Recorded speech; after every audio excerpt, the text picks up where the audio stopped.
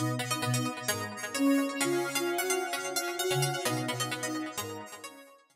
there, it's Kevin with GatheringMagic.com here with match number 4 with our Playing on a Budget. This hand's pretty good. This hand's actually very good, as we have a first turn Swiftspear or a first turn Pyromancer, however we want to do that. And we could actually, depending on what if he goes like first turn Delver, I'll probably go first turn Pyromancer, gut shot the Delver, and then proceed to, and then Gitaxian Probe it as well. And then we'll have a 2-2, a 1-1, and a 1-1. And then we could just, sometimes you can just beat him down with that exact lineup. So I'm going to keep this.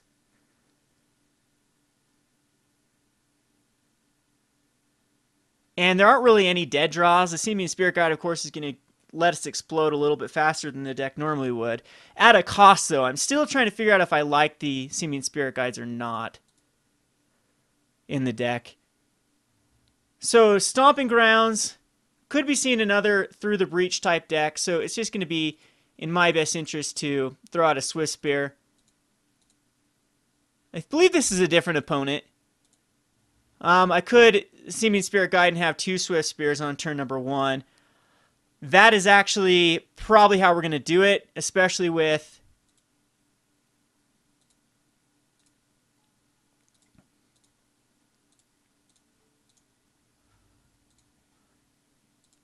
getting information here.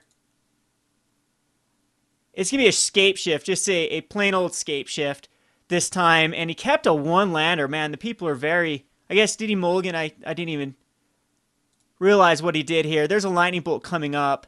I think we can just go crazy here.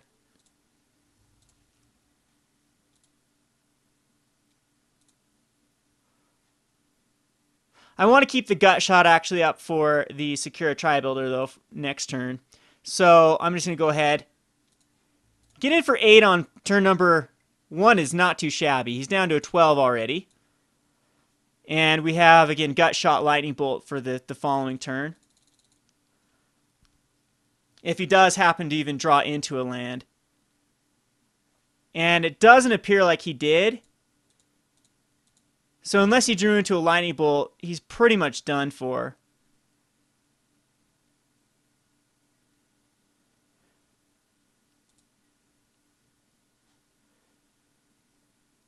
So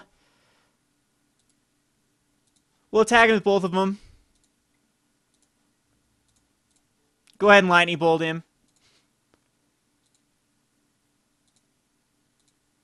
Which puts him down to 9. If I Gut Shot him, that'll put him down to 8.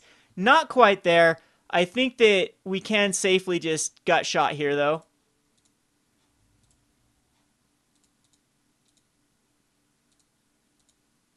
Take him down to 2, and then he's dead on so many different levels on this turn. Yep, and he just scoops. So it's another turn 3 kill. We'll go to the sideboard against Apostle's Blessing is very good here. I'm not the biggest fan of Young Pyromancer, when especially I know that he's playing the Electrolyzes. Crimson Wisps seems okay. Not the greatest, but I don't think there's much else besides like a Fling that we could try in here. I don't think we want the other Crimson Wisp. Maybe, again, it's another card I'm messing around with. I don't think Blood Moon works versus Scapeshift. They play enough non-basic lands that... can they get up to Cryptic Command with the Blood Moon? See, if I Blood Moon, it turns everything into mountains. It turns the Valakut into mountains, too. And I can't remember if that really makes a difference or not in Scapeshift. Depends on how many basic lands they're running. Because eventually they just bounce it with Cryptic Command. They have enough blue sources, which, again, they usually do. Or they have enchantments, ways to actually take care of it. But if we go on in game 3, I'll test it out. But for now, I think that we're fine as is. I'm going to submit this. And another decent hand. This is actually very good. Is again, we need to draw into Assault Strobe, but I will first turn Kiln Fiend. I'm going to keep it.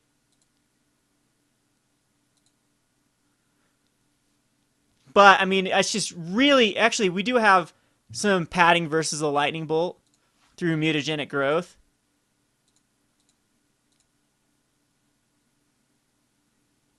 And there's Apostle's Blessing, which will be nice, too. I do believe this is the play.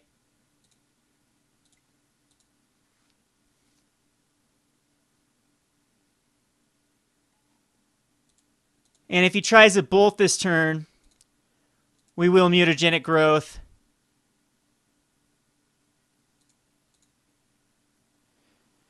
Tri-Builder is not the greatest because we just gut shot it and force him to use his mana. It's really his Bolt is the card I need to worry about. Because next turn, I think we're pretty close to a kill on board next turn. Yeah, we have to Mutagenic Growth it, unfortunately.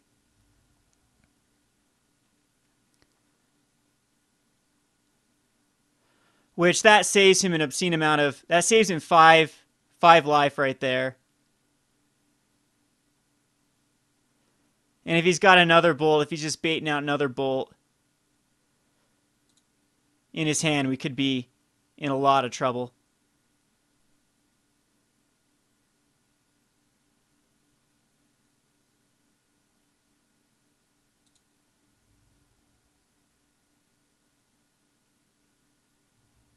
And it's just a Valakut.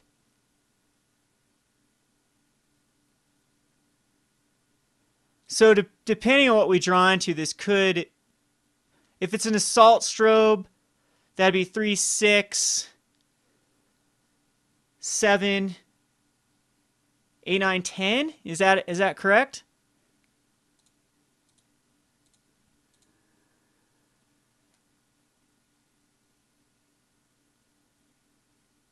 And we have multiple ways through Gitaxian Probe to actually draw into an Assault Strobe. And it's a mountain that we got to do some math here. We're definitely going to play it. Gitaxian Probe to see what we're up against.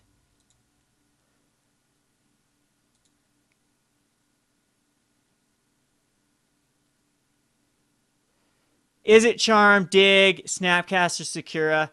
All those are pretty problematic for me. So there's Mutagenic Growth.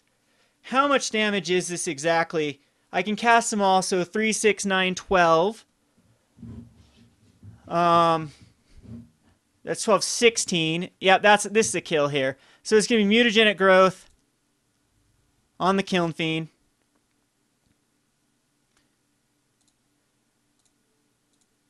Gut Shot on him. Lightning Bolt him.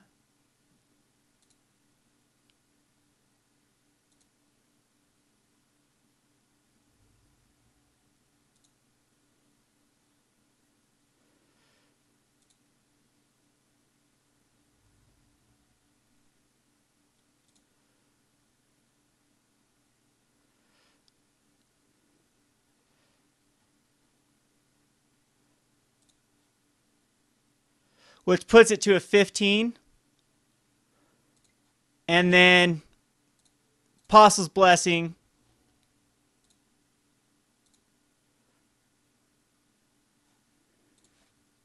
And he asked me, really? And I say, really? Poor guy, he dies twice to this really good draw here. Yes, we like to give it... It doesn't matter what we give it protection from.